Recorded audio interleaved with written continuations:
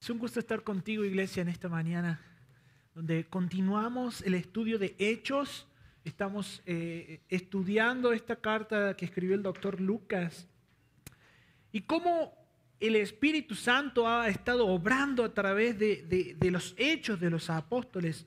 Y hoy vamos a continuar con esta serie. Y venimos de ver cómo algunas personas estaban queriendo hacerle cumplir las leyes. No sé si recuerdas el domingo pasado. Algunas personas querían hacerle cumplir las leyes a los nuevos cristianos que estaban convirtiéndose. Y surge ahí un debate, un concilio se hace en Jerusalén acerca de qué iban a hacer con esto. Y los apóstoles emiten una carta, un anunciado, una carta así, donde empiezan a hacerla circular por todas las iglesias que ya se habían plantado. Y le dan esta resolución afirmando que la salvación solamente es por gracia y no por obras. Entonces, el apóstol Pablo había hecho este primer viaje misionero que estuvimos viendo y no solamente Pablo se había quedado contento con haber hecho ese viaje misionero, sino que también él quería ver, quería afirmar, quería cuidar, a ver cómo se estaba nutriendo la iglesia, cómo iban creciendo en la fe. Entonces, hacen un segundo viaje misionero. Y antes de poder entrar al pasaje de hoy, Hechos capítulo 15, si quieres seguir abriendo en tu Biblia, te quiero hacer una pregunta.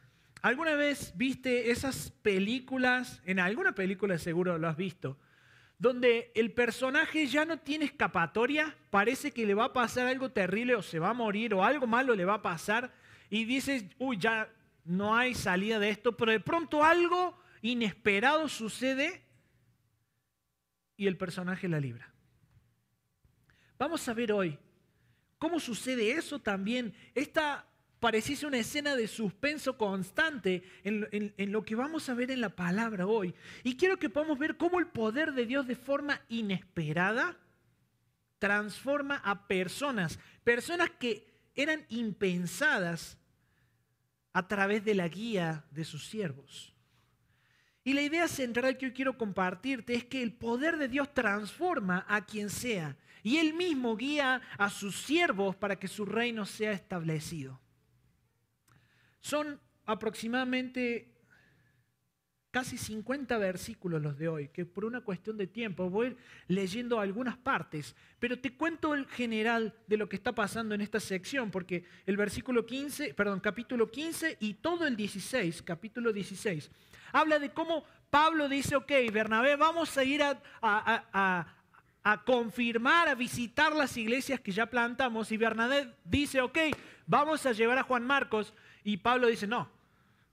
Juan Marcos, no. Y el pasaje, el versículo 39, dice que se produjo un desacuerdo tan grande que se separaron el uno del otro. Bernabé agarró a Juan Marcos y se fue a Chipre. Pablo agarró a Silas y se fue a Cilicia y a Siria. Y pareciese ahí como un conflicto, algo que tú dices, híjole, si le pasó esto al apóstol Pablo, con razón me pasa a mí también. Y veo acá cómo Dios actúa de manera soberana a través del conflicto. ¿Para qué? Para lograr su propósito. Ahora, a causa de esta división, tenemos un viaje misionero a Chipre y un viaje misionero a Siria y a Cilicia. Y entonces llega, dice el versículo 1 del capítulo 16, vamos a leer hasta el 5, dice, Pablo llegó también a Derbe y a Listra, y estaba allí cierto discípulo llamado Timoteo, hijo de una mujer judía creyente, pero de padre griego, del cual hablaban elogiosamente los hermanos que estaban en Listra y en Iconio. Pablo quiso que éste fuera con él y lo tomó y lo circuncidó por causa de los judíos que había en aquellas regiones, porque todos sabían que su padre era griego. Según pasaba por las ciudades, entregaban los acuerdos tomados por los apóstoles y los ancianos que estaban en Jerusalén para que lo observaran. Así que las iglesias eran confirmadas en la fe y diariamente crecían en número. ¿Recordás que venimos del capítulo 15 donde algunos querían circuncidar a los nuevos creyentes y acá vemos en el capítulo 16 Pablo circuncidando a Timoteo? ¿Qué onda, Pablo? Estás contradiciendo todo el concilio, todo lo que habían dicho que no tendría que haberse. que no tendría que haber, que no tendría que pasar. Pero acá Pablo no estaba circuncidando a Timoteo para salvación, ni tampoco por cumplir la ley. En el momento en el que Pablo decide tomar a Timoteo a hacer esta práctica, es porque estaba librando a Timoteo de las próximas situaciones que podrían llegar a causa de que él era de papá griego, dice, y de mamá judía. Por lo tanto, él se lo consideraba un judío. Él debía de estar circuncidado. Pero al no estarlo, eso iba a obstaculizar este viaje misionero que iban a hacer donde había judíos y sinagogas. Entonces, por eso pareciese que hay que se contradice esta creencia, pero no la contradice en absoluto, sino que lo hace de una manera preventiva. Y dice el versículo 6, que pasaron por Frigia y Galacia, habiendo sido impedidos por el Espíritu Santo de hablar la palabra en Asia. Cuando llegaron a Misia, intentaron ir a Bitinia, pero el Espíritu de Jesús no se lo permitió. ¿Qué vemos ahí? El Espíritu de Jesús. ¿Sí, verdad? El Espíritu, en el versículo 6 dice, el Espíritu Santo les impidió hablar la palabra en Asia. Después dice, el Espíritu de Jesús no les permitió ir a Bitinia. Versículo 8 dice, entonces pasando por Misia descendieron a Troas, pero por la noche se le mostró a Pablo una visión. Un hombre de Macedonia estaba de pie suplicándole, pasa a Macedonia y ayúdanos. Cuando tuvo la visión, enseguida procuramos ir a Macedonia, persuadidos de que Dios nos había llamado para anunciarles el Evangelio. Y fíjate ese detalle del doctor Lucas, nos está mostrando la obra del Espíritu Santo, la obra de Jesucristo y la obra de Dios Padre en una sola escena.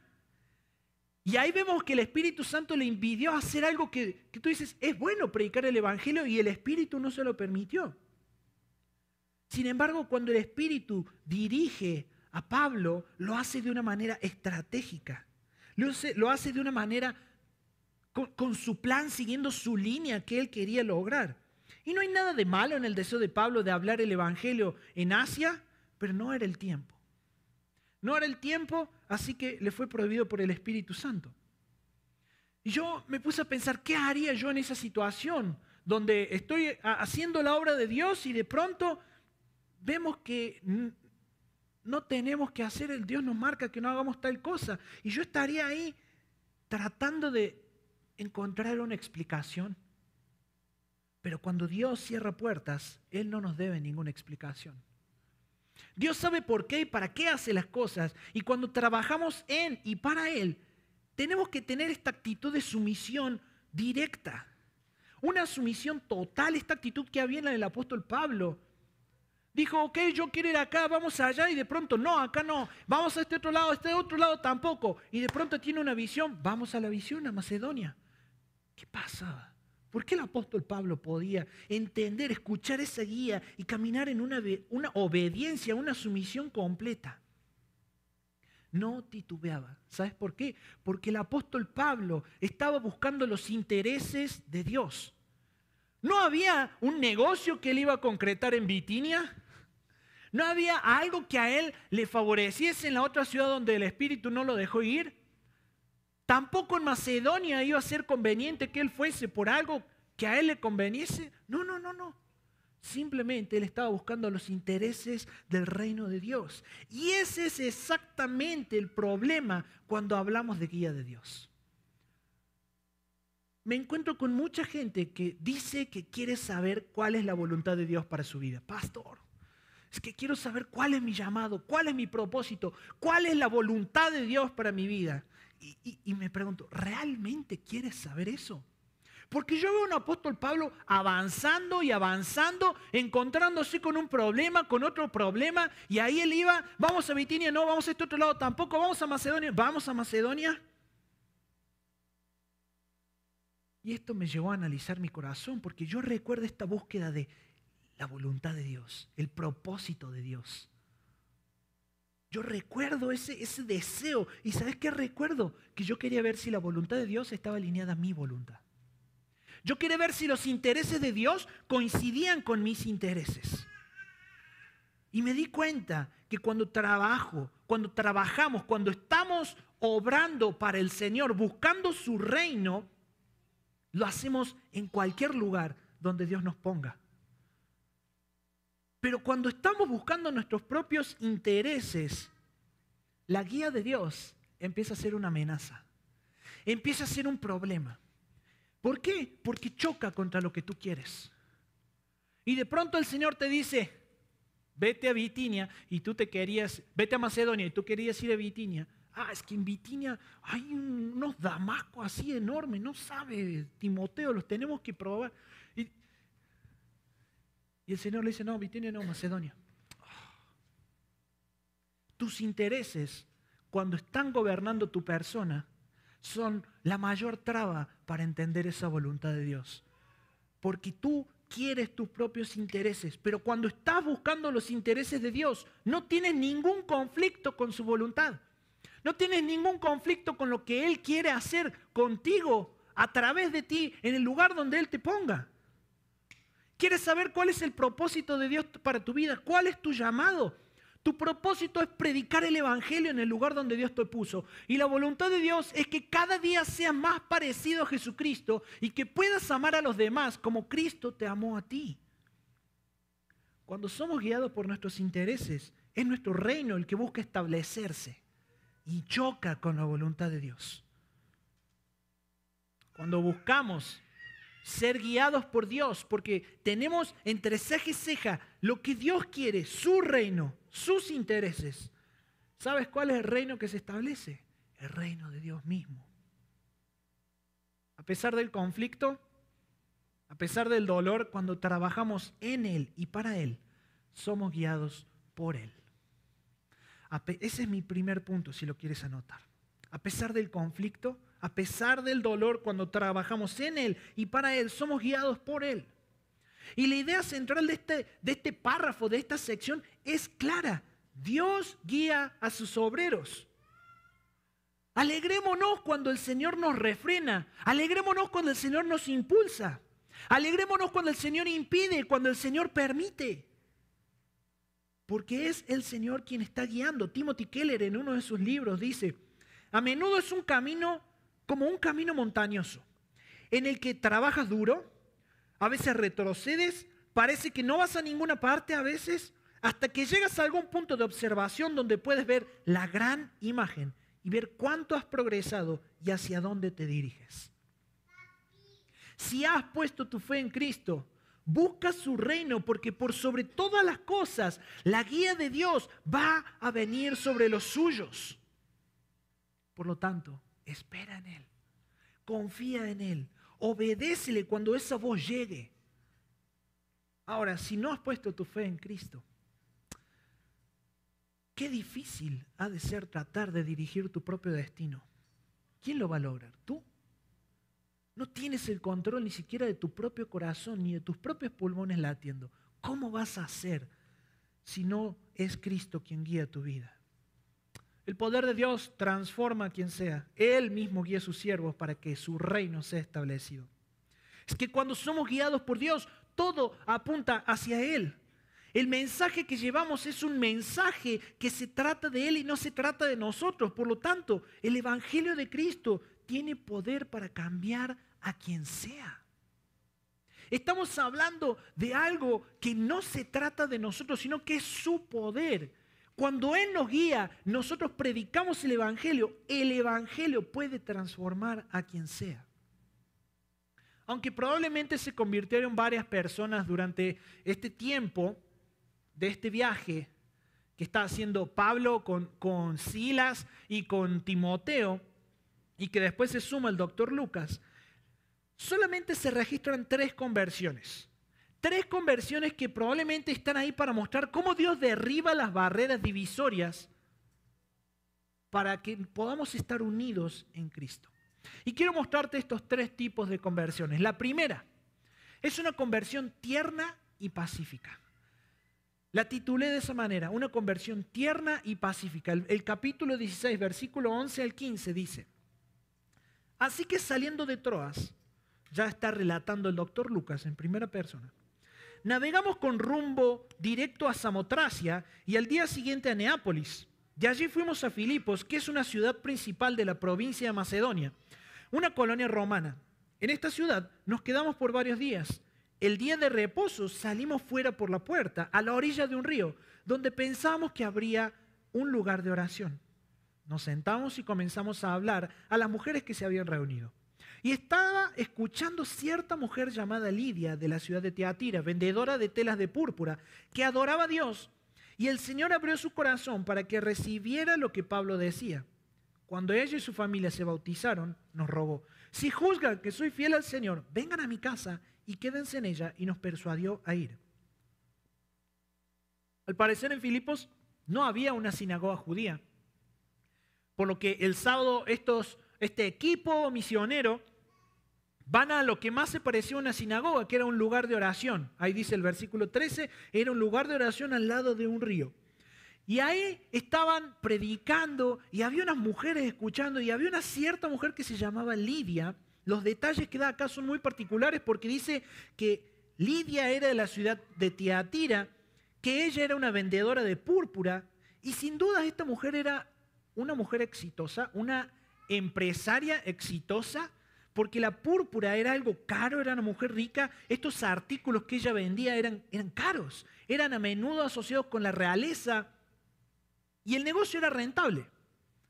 Lidia era esta empresaria que tenía un negocio ahí en Filipos, un negocio próspero, asumimos, pero a pesar de ese éxito profesional, ella buscaba más. Dice el versículo 14 que el Señor le abrió el corazón. ¿Qué significa esto? Significa que el Dios de toda gracia abrió sus ojos espirituales para que ella pueda proclamar a Jesucristo como su Dios y su Señor. No fue conquistada por la eficacia comunicativa de Pablo, no fue conquistada, no fue persuadida por la elocuencia que Pablo podía tener, sino que el Espíritu Santo, de una manera tierna, de una manera pacífica, abre su corazón y hasta me atrevería a decir, en un estudio bíblico semanal, quieto, tranquilo, a la orilla de un río, abre su corazón y ella puede creer. Esta mujer que podríamos decir tranquilamente que era una de esas señoras de Juriquilla, en su iglesia en casa del martes en la noche, el Señor le abre su corazón y puede venir a Cristo. Y no sé si tú eres cristiano o no, pero si no has puesto tu fe en Cristo, te animo a que escuches la predicación del Evangelio que ahora se está dando, porque probablemente puede ser que haya gracia delante de Dios. Y Dios también abra tu corazón para que puedas entender y reconocer a Jesús como tu Señor. Ahora, si vos sos creyente, no sabes la cantidad de Lidias que están esperando por tu mensaje. Que tú necesitas compartir en el lugar donde estás, en el ambiente donde estás.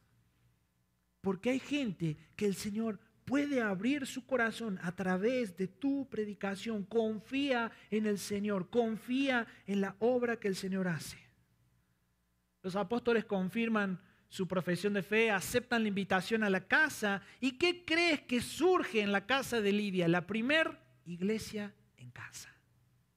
La primera iglesia en casa de esta mujer, donde los que se habían convertido en Filipo en el primer viaje misionero, ahí estaban, y camino a la casa de Lidia, cuando están yendo Pablo y el equipo misionero, surge la segunda escena, la cual le llamé una conversión dramáticamente poderosa. A continuación, Lucas destaca un encuentro misionero con una figura exótica, una joven atormentada. Una joven que estaba endemoniada, había un demonio en ella, y no solo que era atormentada por el demonio, sino que también era atormentada por sus dueños, porque dice la palabra que era esclava. Los dueños la explotaban, le hacían que la gente pague para que esta mujer adivine. Había un espíritu de adivinación. Y dice el versículo 16, mientras íbamos al lugar de oración nos salió al encuentro una muchacha esclava que tenía espíritu de adivinación, la cual daba grandes ganancias a sus amos adivinando. Esta, siguiendo a Pablo y a nosotros, gritaba: estos son hombres siervos del Dios Altísimo, quienes les proclaman el evangelio de salvación. Esto lo hacía por muchos días, pero desagradando esto a Pablo, se volvió y dijo al espíritu: te ordeno en el nombre de Jesucristo que salgas de ella. Y el espíritu salió en aquel momento. Pero cuando sus amos vieron que se les había ido la esperanza de ganancia para ellos, prendieron a Pablo y a Silas y los arrastraron hasta la plaza ante las autoridades. Esta frase de espíritu de adivinación literalmente habla de un espíritu pitón. Según la mitología, este pitón era quien custodiaba el templo de Apolos. Y esta persona pasó de ser una mujer poseída por un demonio a ser la pitonisa. ¿Alguna vez viste Matrix? No sé si vieron la película, pero es una película de Hollywood donde sale Neo, que es el personaje principal, que va a avistar al oráculo, a la pitonisa, que le va a decir lo que va a pasar. Eso era lo que esta mujer hacía. Un espíritu de adivinación había sobre esta mujer. Y de pronto, Pablo echa fuera ese demonio. Este demonio estaba haciendo una declaración verdadera, pero ¿sabes cuál era el problema? Que la gente sabía que esa mujer estaba endemoniada y que si lo que esta mujer decía, lo que esta mujer afirmaba, estaba relacionado, estaba asociado con la obra satánica. Entonces Pablo echa fuera ese demonio y podemos ver que ella, al igual que el endemoniado gadareno, recobra repentinamente la razón tras un encuentro con Cristo. Suponemos que ella también, como el hombre gadareno, se convierte en una seguidora de Jesús. Y de repente esta mujer que estaba dando influencia a la sociedad de que lo que hacía Pablo y Timoteo y Silas y Lucas estaba asociado con el demonio, de pronto esta mujer que tenía la opresión, era esclava, estaba oprimida por un demonio, encuentra un nuevo dueño. Un nuevo dueño, el único buen pastor, el Señor Jesucristo, que la liberó de la esclavitud espiritual. Física, le dio paz, le da alegría, libertad y descanso. Y vemos estas dos conversiones de esta Lidia en una conversión tierna, pacífica, la señora Nice de Juriquilla. Y vemos por este otro lado a esta sierva esclava, endemoniada.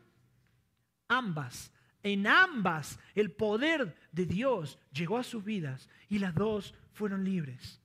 Y esto es un recordatorio de que el Evangelio puede transformar a todo tipo de personas, de todo tipo de orígenes, porque el poder que sacó al espíritu maligno de esta muchacha es el mismo poder que abrió el corazón de Lidia, es el poder de Jesús y es el mismo poder que habita en nosotros y que puede traerte libertad. Libertad del pecado, puede romper tus adicciones, disipa ese pecado que te tiene cautivo, puede transformar lo más oscuro y lo más profundo de tu ser. ¿Por qué? Porque es Jesucristo el Señor de todo y tú tienes que creerlo. Versículo 20 al 29, vemos lo que sucede. El versículo 25 dice: como a medianoche Pablo y Silas oraban y cantaban himnos a Dios. Y los presos los escuchaban. De repente se produjo un gran terremoto de tal manera que los cimientos de la cárcel fueron sacudidos. Al instante se abrieron todas las puertas y las cadenas de todos se soltaron.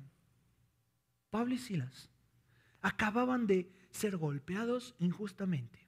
Acaban de recibir una paliza y ellos dicen, hay historiadores que dicen, yo no sé si esto sea cierto, pero es muy romántico, déjame decírtelo, que Pablo y Silas la prisión, el calabozo, era de esta manera, en una pendiente hacia abajo, donde cada calabozo no tenía letrinas, sino que tenían que hacer sus necesidades ahí en el piso. Y había un huequito donde el peor calabozo era el último, donde llegaba el desecho de todos. Dicen que ahí estaban Pablo y Silas. Yo no sé si sea cierto, pero es un detalle muy romántico y muy bonito. De saber de que en esa mugre, en esa porquería donde ellos estaban, con el dolor de tener toda la espalda ensangrentada, quizás pegajosa por la sangre, ellos estaban adorando al Señor. De tal manera que llegó un terremoto que estremece todo, abre la cárcel, rompe los cepos, porque eso es lo que hace mi Señor, rompe cepos y abre cárceles. Y se estremece todo. Y vemos la tercera escena, la cual llamé una conversión sobrenatural y transformadora. Pero antes de pasar a esa escena, quiero quedarme en la escena de Pablo y Silas adorando en medio de esa situación injusta. Y me lleva a preguntarte y a preguntarme, ¿cómo adoramos en situaciones difíciles como estas? O más bien, déjame reformular la pregunta, ¿acaso adoras en situaciones difíciles como estas? Porque lamentablemente en situaciones complejas, situaciones adversas que para uno es un caos, las personas toman licencia para dar rienda suelta a sus deseos y a su carne. En situaciones extremas de dolor, las personas deciden darle lugar a la depresión, a la tristeza, a la amargura, al enojo. Algunos le dan lugar a su carne y se pierden días tomando. Otros deciden volver a las adicciones de la que alguna vez el Señor los rescató. Otros deciden quedarse tan amargados que hasta el vendedor del Oxxo tiene la culpa. Cuando en realidad debería ser lo opuesto. Esto nos enseña que la adoración a mi Señor no tiene nada que ver ni conmigo ni con la situación que me rodea. En medio de ese valle oscuro, el Señor sigue siendo digno de gloria. El Señor sigue siendo digno de adoración y tú tienes que adorarle por quién es Él. Porque si no puedes adorarle en medio de eso, lo cual yo sé que es muy difícil, me ha tocado pasar por ahí. Pero si tú no puedes adorar en medio de eso, levantar tu mano y decir, Señor, a pesar de que se esté prendiendo fuego todo, yo te sigo adorando, es porque probablemente estás buscando a Dios por interés, por lo que Él te puede dar, por lo que Él te puede proveer. Y de pronto, como las cosas no salieron como querías, se prendió fuego todo. Y tú dijiste, ¡hey! ¿Qué onda? ¿Por qué tocas, Señor, mi reino? Se supone que tú lo tienes que construir, no tirar abajo. El conflicto vuelve a sacar dónde está nuestro interés. Si estamos buscando los intereses de Dios o estamos buscando nuestro propio interés. Porque cuando son los intereses de Dios los que perseguimos, en medio del dolor tú puedes adorar. En medio del dolor tú puedes decir, esto es para tu gloria, no sé cómo, Señor, pero en medio de esto tú te vas a glorificar y yo voy a ser cada día más parecido a ti a causa de esto. Imagino que los demás presos se quedaron asombrados al ver la fe de estos hombres. Yo no sé si Pablo y Silas cantaban himnos, leían la Escritura, derramaban su corazón en oración. Pero llegamos a esta tercera escena, donde una conversión sobrenatural y transformadora se da. Versículo 27 dice, al despertar el carcelero y ver abiertas todas las puertas de la cárcel, sacó su espada y se iba a matar, creyendo que los prisioneros se habían escapado. Pero Pablo clamó a gran voz diciendo, no te hagas ningún mal, pues todos estamos aquí. Entonces él pidió luz y se precipitó adentro y temblando se postró ante Pablo y Silas y después de sacarlos dijo, señores, ¿qué debo hacer para ser salvo? Ellos respondieron, cree en el Señor Jesucristo y serás salvo tú y toda tu casa. Y le hablaron la palabra del Señor a él y todos los que estaban en su casa. El carcelero los tomó en aquella misma hora de la noche y les lavó las heridas y enseguida fue bautizado con todos los suyos, llevándolos a su hogar. Les dio de comer y se regocijó grandemente por haber creído en Dios con todos los suyos. El carcelero sin duda conocía lo que había pasado con esa esclava endemoniada. Sin duda lo sabía. Y al ver todo esto hace una pregunta clave y crucial. ¿Qué debo hacer para ser salvo? Pablo señala al carcelero hacia el único nombre que salva, hacia Jesús. El salvador de Lidia, el salvador de la esclava. Y a lo mejor vos estás ahí sentado haciéndote la misma pregunta que el carcelero. ¿Qué debo de hacer para ser salvo? Déjame decirte las mismas palabras que Pablo le dijo. Cree en el Señor Jesucristo y serás salvo tú y toda tu casa. Eso quiere decir que Jesús puede transformarte a ti y también puede transformar toda tu casa. No hay cualidad en tu persona que pueda limitar a Dios. Ríndete a Él. Ríndete a Él. Esta es una hermosa imagen de transformación donde el carcelero se rinde, cura las heridas, les da de comer. ¿Por qué? Porque el Señor puede transformar a quien sea. Y Él mismo guía a sus siervos para que su reino sea establecido. Cuando el poder de Dios transforma a alguien, ese alguien se ocupa del reino de Dios. Veo a un Jesús encontrándose con Pablo, con Saulo en ese entonces. ¿Y qué pasa con Saulo? Empieza a ocuparse del reino de Dios. Pablo empieza a plantar iglesias. Y cuando eso sucede, cuando alguien se topa, se encuentra con el poder de Dios, ¿qué pasa? Un siervo de Cristo se preocupa por la iglesia de Cristo. Versículo 35 registra que al amanecer los magistrados ordenan que liberen a Pablo y Silas. No nos dice por qué, pero cuando el carcelero les informa de esta noticia, Pablo hace valer su derecho como ciudadano romano. Y acompáñenme a leerlo porque está muy curioso el pasaje. Dice el versículo 35, cuando se hizo de día, los magistrados superiores enviaron a sus oficiales diciendo, suelta a esos hombres. 36. El carcelero comunicó a Pablo estas palabras diciendo, los magistrados superiores han dado orden de que les suelte, así que salgan ahora y vayan en paz. Pero Pablo les dijo, aunque somos ciudadanos romanos, nos han azotado públicamente sin hacernos juicio y nos han echado a la cárcel y ahora nos sueltan en secreto. De ninguna manera. Le faltó hacer... Que ellos mismos vengan a sacarnos. Así me lo imaginaba cuando leía esto. De ninguna manera, que ellos mismos vengan a sacarnos. Los oficiales informaron esto a los magistrados superiores y al saber que eran ciudadanos romanos tuvieron temor. Entonces vinieron y les suplicaron y después de sacarlos, les rogaban que salieran de la ciudad. Cuando salieron de la cárcel fueron a casa de Lidia y al ver los hermanos los consolaron y se fueron. ¿Por qué Pablo responde de esta manera? Dije, híjole, este Pablo ahí sí sacó toda su carne. Dijo, a mí me sacan públicamente. Pero no era una característica del apóstol Pablo. Pablo no andaba humillando a la gente. Entonces me puse a investigar y dije, ¿por qué actúa de esta manera que pareciese petulante, soberbia, arrogante? Y me di cuenta de que el apóstol Pablo estaba limpiando el testimonio de la iglesia. Porque para la sociedad de ese lugar, si Pablo y Silas hubiesen salido en secreto, hubiese significado que lo que ellos hicieron, lo que ellos predicaban, era algo incorrecto, era algo que transgredía. Sin embargo, Pablo hace valer su ciudadanía romana, no para su propio beneficio, sino para el beneficio de la iglesia. Porque eso ayudaba a la relación de la iglesia con las autoridades romanas.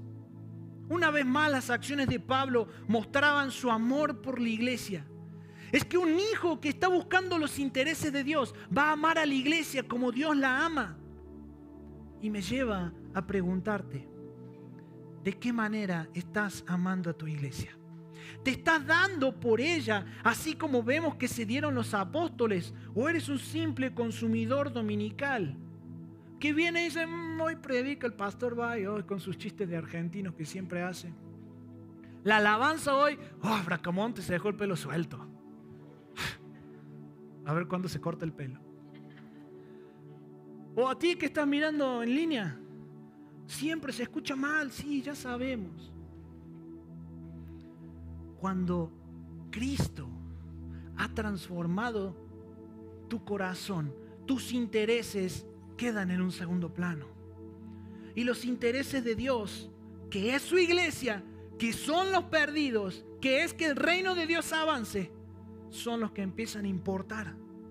Y por muchos años se ha predicado una semilla del evangelio que no da fruto. Una semilla que dice que tienes que venir a Cristo porque Cristo te va a sanar, Cristo te va a restaurar, Cristo te va a prosperar. Y aunque es verdad, es cierto que Cristo hace todo eso no es un motivo para ir a Cristo. Todo eso es añadidura. Y a veces queremos que Cristo haga de esta tierra un paraíso cuando el paraíso está en otro lado. Y venimos al Señor por esa añadidura. Y cuando la gente va por los regalos a Dios y no por quien Dios es, termina siendo Dios alguien muy conveniente. Entonces las personas se transforman en pollitos demandantes. ¿Ya viste los pollitos? Pidiéndole y pidiéndole. Y pastor, óreme y haga esto. Y Señor, te pido y dame, Señor, y sana y restaure. ¿Y para qué pides?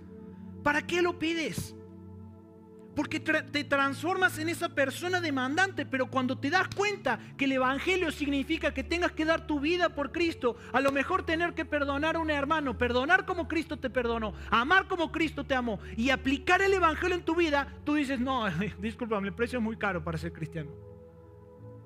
Y ahí estás tratando de consumir panes y que Dios sacie tu necesidad. Y sí, Dios puede saciar tu necesidad, pero si vos estás buscando que Dios nada más sacie tu necesidad, ¿qué crees? Cuando estés enfermo, Dios te va a sanar si oras por tu sanidad, pero ¿qué crees? Te vas a volver a enfermar porque te vas a morir, discúlpame.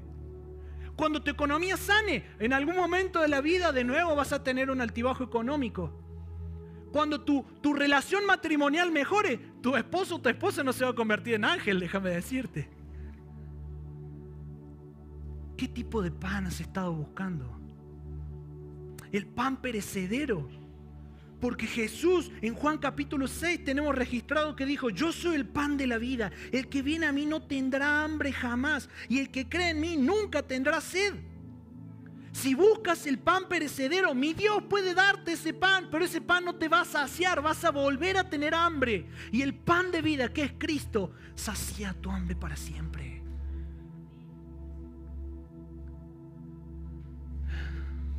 Necesitas darte cuenta que tu enfoque no puede estar en lo que Él te da, sino en quién es Él.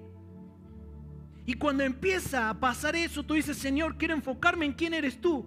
De pronto sus intereses pasan a ser tuyos. Y lo que ahora tú anhelas resulta que también son los intereses de Dios. Y el Señor establece su reino por medio de personas que están dispuestas a amarlo a Él más que a su propia persona. Y ahí podemos ver, cuando eso sucede, que un verdadero siervo de Cristo se preocupa por la iglesia de Cristo. Si a ti no te interesa qué es lo que le pasa a tu hermano, si a ti no te interesa qué es lo que está aconteciendo hoy mismo en la iglesia, ten cuidado. Ten cuidado. Porque probablemente estés buscando tu propio reino. Y ese no es el evangelio de Jesucristo. El evangelio de Jesucristo es un evangelio sacrificial, donde Él se dio a sí mismo por amor a la iglesia.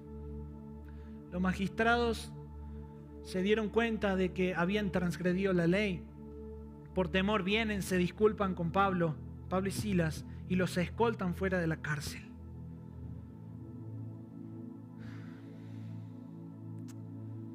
Entre ellos, yo me imagino que cuando salen de ahí, dice el pasaje que van a la casa de Lidia.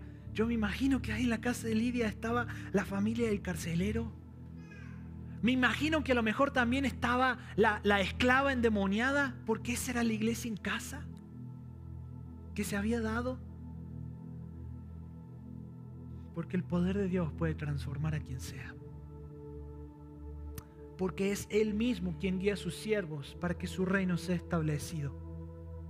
¿Y qué tenían de común qué tenía en común esta Lidia, la señora Nice, con la esclava endemoniada y el carcelero? No hay nada en común que los una, solamente Cristo. Y quizás vos y yo nos encontramos de esa manera hoy. No te conozco mucho, los veo nada más los domingos, no sé qué pasa en su semana. A otros pocos sí los conozco. Con otros pocos que conozco no tenemos nada en común. Con otros tenemos mucho en común. Pero ¿sabes qué nos une? No nos une una afinidad, nos une Cristo.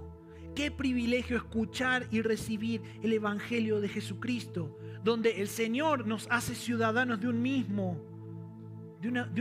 lugar, que ese es el cielo. Necesitas confesar a Jesucristo a otros, declarar su salvación día tras día, de costa a costa, hasta el día en que Cristo regrese. Porque hay muchas personas que pueden ser transformadas a través de la guía de Dios sobre tu vida. Y eso hace que su reino siga siendo extendido. Amén. Padre, gracias por tu obra. Gracias por Jesús. Jesús, gracias por la cruz.